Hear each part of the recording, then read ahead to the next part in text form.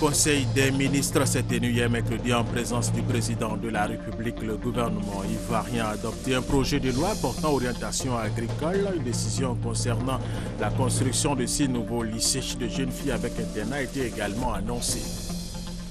Les tracasseries routières dans la chaîne de production jusqu'à la consommation des produits vivriers a fortement baissé. Toutefois, d'autres obstacles persistent à l'accès au crédit, au transport et à l'information. Nous en parlons dans cette édition.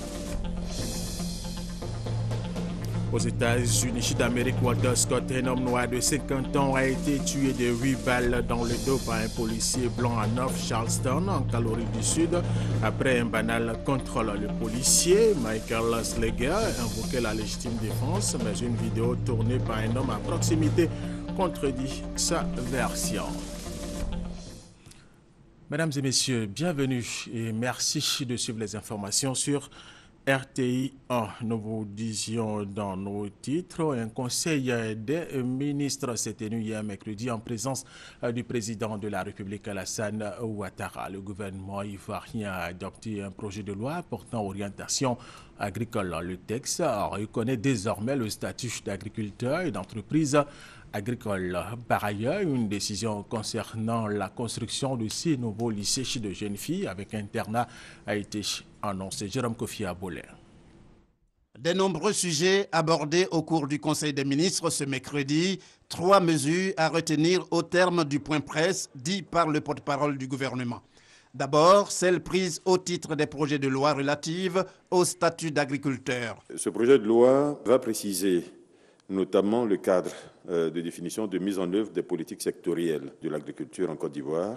Et il prend en compte certains enjeux ou nouveaux défis, et notamment les changements climatiques, les biotechnologies, qui jusqu'à présent n'étaient pas formellement régulées, la qualité sanitaire des produits, les exigences des consommateurs, tout cela pour continuer à faire de l'agriculture, mais tout en préservant notre environnement forestier en particulier.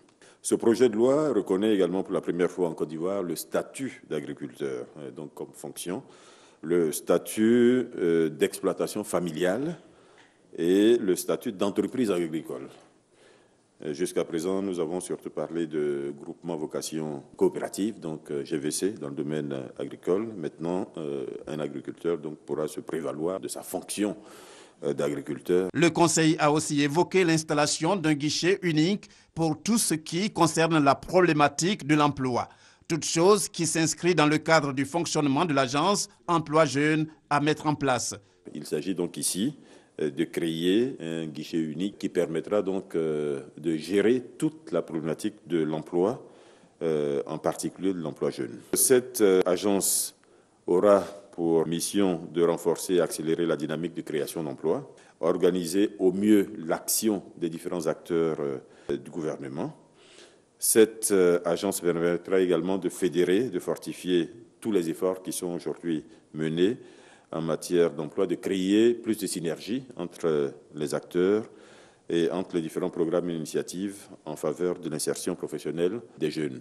De ce Conseil des ministres, il ressort également que 6 lycées de jeunes filles avec internat vont bientôt voir le jour. Les 6 établissements concernés vont être construits à Bondoukou, à Abobo, à Daloa, à Dembokro, à Odiéné et à San Pedro. La contribution de la BID est estimée à 31 milliards de francs CFA pour un coût global de 43 milliards, la différence étant supportée évidemment par l'État de Côte d'Ivoire. Une autre décision du Conseil, et non des moindres, il s'agit de la campagne de sensibilisation pour la paix dans les milieux scolaires et estudiantins. Une campagne dans la perspective des élections avec la collaboration de l'ONUCI. Il sera surtout question de mettre l'accent sur la culture de la paix, la démocratie, la bonne gouvernance, la non-violence et du maintien de la cohésion sociale. Puis au titre des nominations lors de ce conseil et en complément de la liste donnée par le porte-parole du gouvernement, M. Zirimba Aka Marcel, préfet hors grade, est nommé directeur de cabinet du président du Conseil constitutionnel. Et M. Yves Yao Kwame, économiste financier, ancien secrétaire général de la primature, est nommé secrétaire général de la haute autorité pour la bonne gouvernance. Autre activité du chef de l'État ou le Conseil des ministres que vous venez de suivre à l'instant. Il a échangé hier au palais présidentiel avec la représentante spéciale du secrétaire général des Nations Unies en Côte d'Ivoire. Aïchatou Maïndadou est allé faire au président ivoirien le point des activités qu'elle mène en Côte d'Ivoire. Nous allons rester avec Jérôme Kofi Aboulé. Encore une entrevue entre le président de la République Alassane Ouattara et la représentante spéciale du secrétaire général des Nations Unies en Côte d'Ivoire, Aïchatou Mindaoudou. Échange dans le cadre des rencontres périodiques entre les deux personnalités. Et comme à chaque occasion, la responsable onusienne est venue faire au chef de l'État ce mercredi le point de ses activités en Côte d'Ivoire. Je suis venu, comme je le fais régulièrement, rendre compte au président de la République des activités de bons offices que je mène ici en Côte d'Ivoire. J'ai donc rendu compte au président de la République qui m'a écouté. Pour la représentante spéciale du secrétaire général des Nations Unies en Côte d'Ivoire, cette rencontre avec le chef de l'État est également une occasion de recevoir ses conseils en vue de la poursuite de sa mission.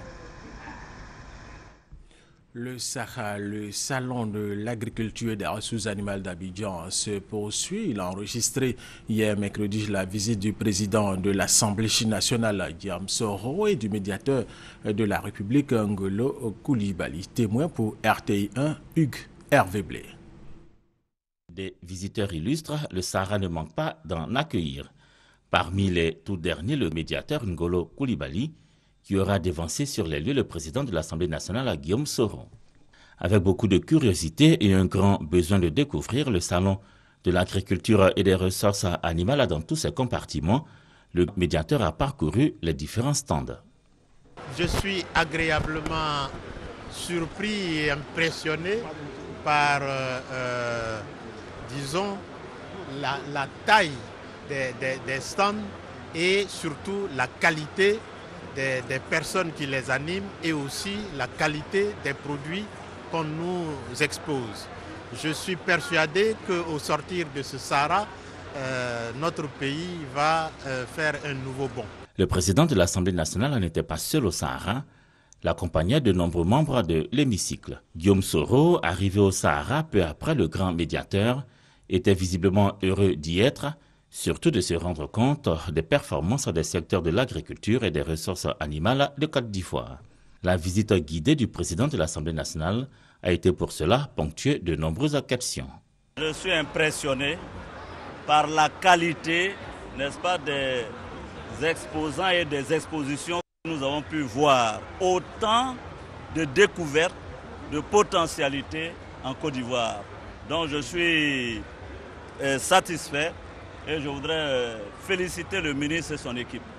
Au Sahara 2015 sont présents de nombreux exposants et autres partenaires en provenance de pays d'Afrique, d'Europe et de bien d'autres continents. Le médiateur et le président de l'Assemblée nationale y voient le signe d'une Côte d'Ivoire aux atouts remarqués par tous et résolument engagée sur la voie de l'émergence.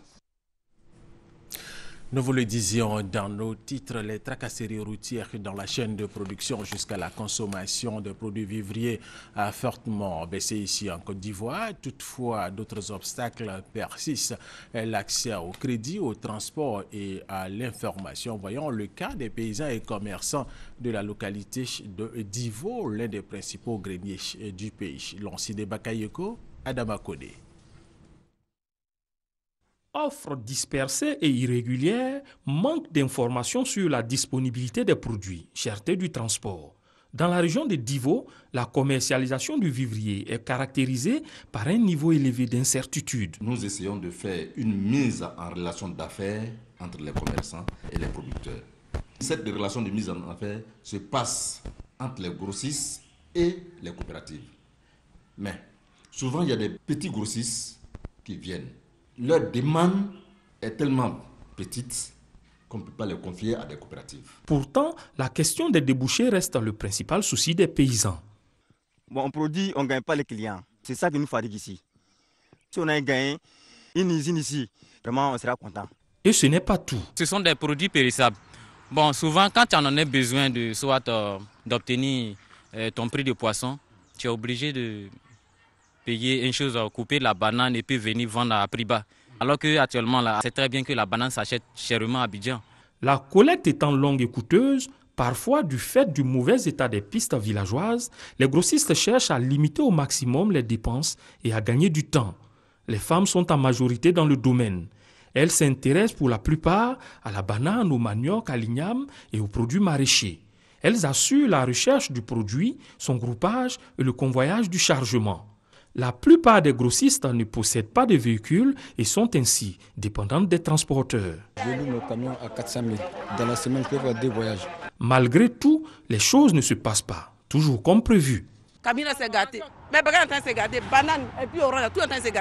À Abidjan, l'activité des détaillantes est principalement influencée par l'extrême faiblesse de leur capital commercial. On veut que le président nous fait quelque chose comme crédit, on va aller prendre l'argent pour venir vendre. Le transport urbain intermarché représente un coût particulièrement élevé dans l'ensemble des frais de redistribution. Une bonne partie du transport se fait encore par portage, ce qui limite les quantités pouvant être commercialisées. Du champ à l'assiette du consommateur, les difficultés du circuit de distribution du vivrier donnent souvent aux clients un arrière-goût amer quant au prix des produits.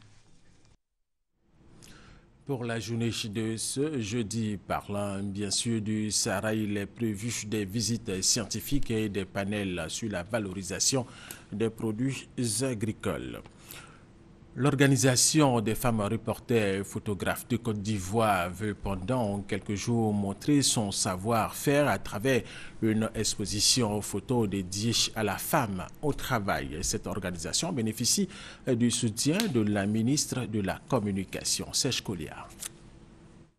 Cette exposition photo de l'Organisation des femmes reporters photographes de Côte d'Ivoire, OFREPSI, est un hommage à la femme au travail, celle qu'on retrouve désormais dans tous les secteurs d'activité, même ceux autrefois réservés aux hommes. Les femmes reporters photographes de presse, chasseuses d'images, ne sont-elles pas elles-mêmes l'exemple de cette émancipation de la femme? Nous avons créé cette association pour faire la promotion du genre, accompagner l'autonomisation de la femme, permettre à la femme photographe de se prendre en charge, faire en sorte que la femme photographe puisse contribuer à l'émergence de cette Côte d'Ivoire par les images. La ministre de la Communication est venue exprimer ses encouragements à ces femmes déterminées à se faire une place au soleil avec talent et professionnalisme. J'ai tenu à venir voir le travail de ces femmes et j'ai vu que c'était donc des photos magnifiques qui montraient les femmes travaillant dans tous les secteurs. Et en cela, donc, je veux féliciter ce qu'elles ont fait, les encourager aussi pour le travail qu'elles font, qui n'est pas facile. L'OFREPSI, l'Organisation des femmes reporters photographes de Côte d'Ivoire, existe depuis 2013. Elle compte en son sein une centaine de membres professionnels des médias pour la plupart. Tout à fait autre chose. Hier, mercredi, le ministre de la Justice a procédé à l'installation officielle de la Commission pour l'harmonisation des droits des affaires, OHADA. C'est une commission de 20 personnes composée de représentants de l'État et des organisations professionnelles qui représentent le secteur privé. Sidoni Wakada Villa. Voici les nouveaux membres de la Commission nationale de l'Organisation pour l'harmonisation en Afrique des droits des affaires, OHADA.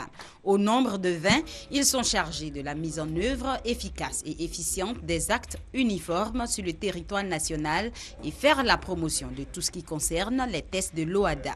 La commission a été installée officiellement ce mercredi par le garde des Sceaux, Nyenema Mamadou Koulibaly. La mise sur pied aujourd'hui de cette structure, un acte qui marque une fois de plus l'engagement de la Côte d'Ivoire dans ce processus unique, dont l'objectif est de créer un espace de sécurité juridique et judiciaire indispensable pour susciter l'attrait des investisseurs dans notre espace commun. C'est une commission diversifiée par sa composition, des représentants de l'État, mais aussi des représentants d'organisations professionnelles représentatives du secteur privé. Ces personnes choisies pour leur qualité et expérience manifestent déjà leur joie à accomplir la tâche qui leur est dévolue. Il faut dire que cette année, c'est le tour de la présidence de la Côte d'Ivoire qui préside aux destinées de l'OHADA. Et donc cela va sans dire que nous avons beaucoup de choses à faire, organiser et préparer les sessions du Conseil des ministres de l'OADA, la réunion du comité des experts, et puis réfléchir ensemble sur tout ce qu'il y a à faire comme activité interne pour la mise en œuvre des actes uniformes de l'OADA. Je suis très impressionnée à cause de la qualité des membres de cette commission qui font penser que les travaux seront porteurs de développement de nos États parties à l'OADA. L'OADA a été créé par le traité du 17 octobre 1993 à Port-Louis. Ce traité a pour principal objectif de remédier à l'insécurité juridique et judiciaire existante dans les États membres. L'état-major des forces républicaines de Côte d'Ivoire continue sa caravane de paix et de réconciliation à Abidjan et à l'intérieur du pays. Il s'agit de mener des actions sociales et des activités socio-éducatives dans le but de renforcer la fraternité et la cohésion entre civils et militaires. Abou Sanogo. Promouvoir la réconciliation nationale et la cohésion sociale, renforcer les liens armées-nation. Ce sont les objectifs majeurs de la caravane initiée à Daloa par les forces républicaines de Côte d'Ivoire, avec l'appui de l'ONUCI, l'opération des Nations Unies en Côte d'Ivoire et le parrainage de Maître Kossougro Seri Émile. Des activités pour consolider l'unité entre civils et militaires ont été menées 3 jours durant. La distribution d'eau potable par l'ONUCI dans plusieurs quartiers a été une des articulations de cette caravane qui a déjà sillonné 22 localités de la Côte d'Ivoire. Nos frères d'armes de la Côte d'Ivoire nous ont sollicités parce que ça participe à la cohésion nationale. Le sport, facteur de rapprochement, était à l'honneur à travers un tournoi de Maracana remporté par les civils du Maracana Club de Daloa. Le sport est un facteur de rassemblement, donc nous pensons qu'avec ce module, nous pouvons rassembler et nous pouvons aller vers la population pour effacer cette méfiance entre nous et elle et vraiment prôner la cohésion sociale. Pour le parrain, ces journées vont davantage installer la confiance. Nous avons ici le 2e bataillon de Côte d'Ivoire. Nous avons une légion militaire. Nous avons une région de gendarmerie, nous avons une préfecture de police, nous avons une école de gendarmerie à Daloa, à Torobé. Et je vous dis que c'est une véritable satisfaction pour nous de constater que les hommes en armes, qui d'habitude sont au devant des hostilités, se mettent ensemble pour cultiver la paix. Donc ça donne une satisfaction morale, physique pour nous de constater que l'homme détenu lui-même œuvre pour le retour de la paix. Maître Kossougro Seri Émile a promis poursuivre ses actions dans la droite ligne de la vision du chef de l'État Alassane Ouattara, c'est-à-dire favoriser le vivre ensemble en Côte d'Ivoire. Les filles et fils de Jacquesville rendent hommage à la grande chancelière Henriette Dagri-Diabaté qui œuvre pour le développement de ce département qui peut être relié facilement et désormais grâce au pont Philippe Yassé inauguré il y a de cela quelques jours par le chef de l'État, Léo Brokwame. Réjouissance et défilé des femmes à Jacquesville, localité qui doit son récent désenclavement au pont Philippe Grégoire Yassé. Par ces actes, ces femmes issues de 40 associations célèbrent l'avènement de l'ouvrage, une célébration en hommage aux fils et filles de la localité qui se sont investis pour la réalisation de ce pont. La mention spéciale est portée à la grande chancelière de l'ordre national, Henriette Dagri-Diabaté. Elle s'est illustrée en modèle de femme battante. Des propos également soutenus par le secrétaire général représentant le préfet de Jacquesville pour Lambert Kouakou. Le pont Philippe Grégoire Yassé va faciliter la marche des femmes vers l'émergence par la promotion de leurs activités génératrices de revenus. Sur ce volet, la première dame de Côte d'Ivoire, Dominique Ouattara, a reçu les hommages des femmes de Jacquesville pour son combat contre la pauvreté. Autre information dans cette édition, la phase pilote de construction de points de collecte d'ordures dans les villes de Côte d'Ivoire va débuter à Bonois et à Tafieré. Elle va permettre d'assainir le cadre de vie des populations. Konaté Moussa. Des campagnes de sensibilisation, beaucoup d'efforts consentis, mais les communes de Côte d'Ivoire baignent toujours dans l'insalubrité. Plusieurs raisons évoquées, notamment le manque de financement dans le secteur. La problématique du financement était un problème majeur en Côte d'Ivoire. Les fonds qui existent sont insuffisants pour faire face à tous les problèmes urgents.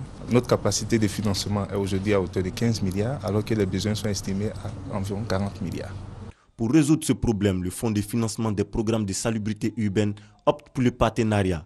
Un accord est donc signé avec l'ambassade de Suisse en Côte d'Ivoire pour la construction de sites de collecte d'ordures dans les villes du pays. Et nous avons été très impressionnés par le projet qui nous a été présenté par le ministère, c'est-à-dire que nous considérons que la problématique de l'élimination des déchets est une problématique très importante pour la Côte d'Ivoire. La phase pilote de ce projet concerne les communes de Bonois dans la région du Sud Komoé et de Tafiré dans le Hambol pour une durée de réalisation de 3 mois. C'est vrai qu'on a l'ambition de faire de nos villes des villes vertes propres, mais les moyens ne suivent pas toujours. C'est un projet qui viendra soulager d'abord nos ressources financières, mais le plus important, c'est un projet qui va nous aider à embellir nos villes. Aucun mot ne peut exprimer notre gratitude à l'endroit de la Suisse. Que ce projet réussisse pour le bonheur de nos populations. La réalisation effective de ce projet va contribuer à l'assainissement du cadre de vie des populations et à la réduction de maladies liées à l'insalubrité. Pour joindre l'acte à la parole, le fonds a reçu de la part de l'ambassade de Suisse en Côte d'Ivoire un chèque de 10 millions de francs CFA.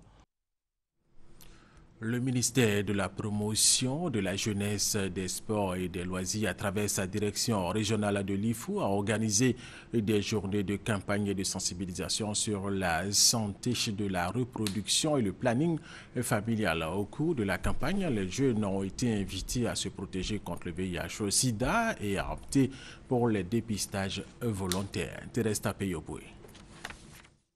Place Henri Conan Bédier, la PMI et l'hôpital général de Daoukro ont servi de cadre à ces campagnes de sensibilisation de proximité sur la santé de la reproduction et du planning familial. La cible, les jeunes âgés de 10 à 24 ans. Ces séances de sensibilisation ont bénéficié de l'appui technique et financier du Fonds des Nations Unies pour la population et de la collaboration de la Direction départementale de la santé de la lutte contre le sida. Daniel To-William a, à l'occasion, invité les jeunes à se protéger contre les IST, VIH-Sida, avec un accent particulier sur l'usage du préservatif masculin et féminin. Les professionnels de la santé ont également insisté sur les consultations foraines portant sur le planning familial, le dépistage volontaire, le port du préservatif.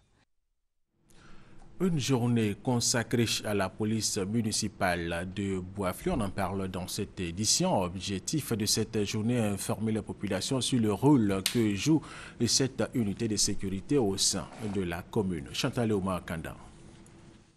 Promouvoir la fonction du policier municipal, c'est tout le sens de ces journées initiées par la mairie de Bois-Fly. Selon les autorités municipales, ces journées visent à faire comprendre aux populations le rôle combien important de ces agents. En présence des autorités policières, judiciaires, 18 agents ont bénéficié d'un avancement allant du grade de sergent au grade de lieutenant. Outre ces avancements, 5 stagiaires font leurs entrées dans ce corps. Le représentant du parrain de la cérémonie, le commissaire de police Ephrem Kofi et le maire Lucien Biléié ont tour à tour encouragé les récipiendaires à faire preuve de rigueur et d'intégrité dans cette corporation. Des démonstrations d'arts martiaux et de sketchs ont mis fin à cette cérémonie en présence de la chefferie traditionnelle locale. Plus d'une décennie après son absence, la foire carnaval de Bouaké est de retour, réactivé par l'équipe municipale. Cet événement culturel, commercial et économique est revenu avec une nouvelle version appelée désormais Foire Forum Carnaval de Bouaké. Il a ouvert officiellement ses portes le mardi dernier pour une durée de 5 jours. Charles Tatou, RTI Bouaké. Deuxième plus grande ville de la Côte d'Ivoire après Abidjan, la capitale économique. Bouaké, au centre du pays, renoue avec sa foire carnaval. Le maire de la commune, Guibo Nicolas, et son invité spécial, le maire de la ville de Gadir, réaffirment leur engagement à rendre plus dynamique la coopération décentralisée entre leurs deux communes. La ville d'Agadir est en avance sur nous. Les procédures administratives ont été déjà réalisées. Bouaké est un peu en retard. Cela sera chose faite dans quelques semaines. Agadir est une ville du bord de mer, vous êtes une ville de l'intérieur, mais ce qui nous lie, c'est que nous sommes de régions agricoles. Première édition de la nouvelle version de cette organisation commerciale, appelée désormais Foire Forum Carnaval de Bouaké. va offrir des opportunités d'affaires aux industries locales, aux entreprises et aux commerçants. Les premiers stands ouverts ont été visités par les officiels. Au niveau des sponsors, nous avons environ 8 exposants. Ces entreprises de Bouaké sont environ une trentaine et les commerçants également qui seront près de 200. Nous avons jugé très utile d'associer notre image à la renaissance de ce carnaval-là, pour qu'à travers ce carnaval aussi, nous puissions nous rapprocher des populations qui, in fine, sont bénéficiaires des travaux que nous initions. Chaque grande ville a un symbole. Pour Bouaké, c'était le carnaval de Bouaké et la piscine de Bouaké. Et donc on est très heureux que l'un de ces symboles soit recréé. Et nous allons faire en sorte de recréer le second qui est la piscine de Bouaké. Cet événement culturel, commercial et économique va également être marqué par l'arrivée des dirigeants des villes secondaires des États de l'UEMOA. Objectif, tenir un forum consacré à la problématique de leurs différentes villes. Cela pour tisser un réseau commun en vue de capter les potentiels investissements. La région du Kabadougou se développe progressivement. Le conseil régional de cette localité a procédé il y a de cela quelques jours à l'inauguration de plusieurs infrastructures rurales. Découvrons ces infrastructures avec Thérèse Tapeyoboué. 9 pompes à motricité humaine et 9 superstructures pour faciliter l'accès des populations à l'eau potable dans la région. Des gestes que vient de poser le conseil régional du Kabadougou en faveur des populations. Coût total, plus de 125 millions de francs CFA. L'eau étant appelée source de vie, et tout le monde le sait, nous l'encourageons à continuer dans ce sens. En même temps, nous avons émis des doléances pour des conditions de base qui parlent du courant, de la santé, que nous avons soumis au président du conseil. Outre ces forages mis en service, le conseil régional du Kabadougou a procédé à la réhabilitation d'écoles primaires, de l'ouverture de rues dans plusieurs villages, l'achèvement des travaux du dispensaire rural de Ferremandougou pour un coût d'environ 10 millions de francs. Nous avons pratiquement 17 projets qui ont été réalisés sur les 25 qui étaient prévus et qui étaient des projets reportés de 2013 à 2014. Et donc dans cette même veine, nous avons marqué cet événement pour noter l'importance de réaliser l'ensemble des travaux et des projets qui sont prévus en 2015. Des entreprises qui ont pris l'engagement d'accompagner le conseil régional dans ses actions de développement ont reçu des diplômes. Le conseil régional a en projet la construction et la réhabilitation d'écoles primaires, de logements du personnel sanitaire, de marchés couverts, de dispensaires, de centres de santé, le lotissement des villages, le reprofilage lourd et le traitement des points critiques sur l'axe Mamonia-Kona. Le ministre d'État, ministre du Plan et du Développement, Albert Mabry Touakeus, a effectué une tournée dans plusieurs localités du centre-ouest et du centre de la Côte d'Ivoire. Il est allé parler de cohésion sociale et de paix pour des élections apaisées en octobre prochain. Kwasi Mabadou.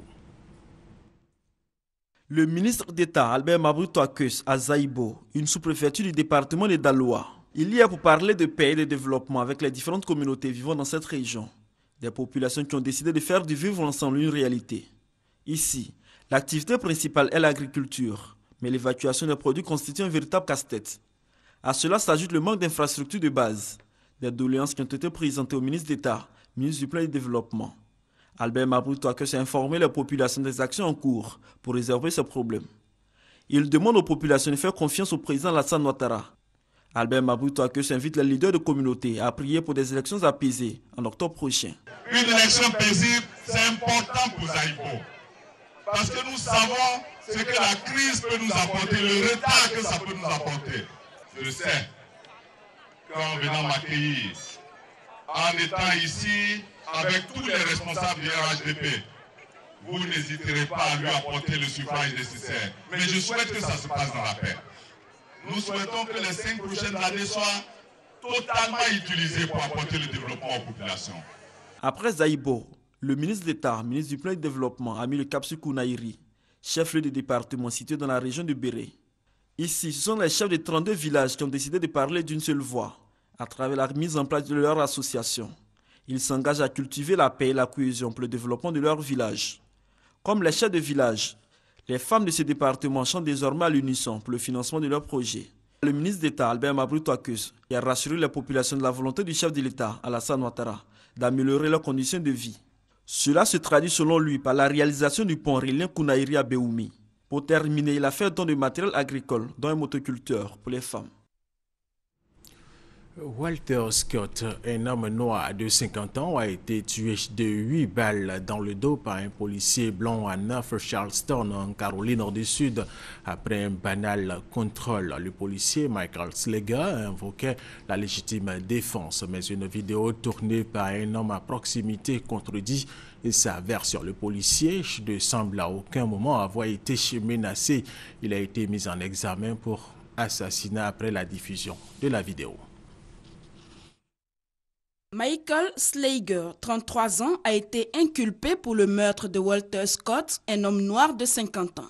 Au départ, le policier a évoqué la légitime défense pour justifier son acte, prétextant que l'homme avait tenté de se saisir de son pistolet. Mais la véritable scène a été révélée ce mardi 7 avril par une vidéo réalisée par un témoin à l'aide d'un téléphone portable. Sur les images, la victime circulait le samedi 4 avril dans un véhicule avec un feu cassé. Arrêté par la police dans la ville de North Charleston, en Caroline du Sud, il sort de la voiture pour s'échapper. Rattrapé, il tente de s'échapper à nouveau. Le policier dégaine son arme et tire à 8 reprises sur la victime qui s'effondre. Les images contredisent la version du policier qui, à aucun moment, n'a été menacé. L'avocat de la famille de Walter Scott exprime sa joie face à la justice qui sera rendue. Nous regardions les informations lorsque le maire a annoncé que l'officier de police sera inculpé de meurtre. Tout le monde dans la maison a commencé à pleurer et à se prendre dans les bras. Cette information a apporté un court moment de soulagement et de joie. Pour la première fois depuis longtemps, un policier blanc allait être inculpé pour avoir tué un noir. Le policier assassin risque au moins 30 ans d'emprisonnement, sinon la peine de mort. Cette affaire intervient dans un contexte particulièrement tendu. Ces derniers mois, les cas de ce genre se sont multipliés aux États-Unis, avec le même scénario. Un policier blanc qui tue un suspect noir. Le dernier cas en date est celui de Michael Brown, un adolescent de Ferguson, tué en août 2014 par un policier. Un récit de Sylvie Touré, c'est la fin de cette édition. Merci à vous de nous avoir suivis.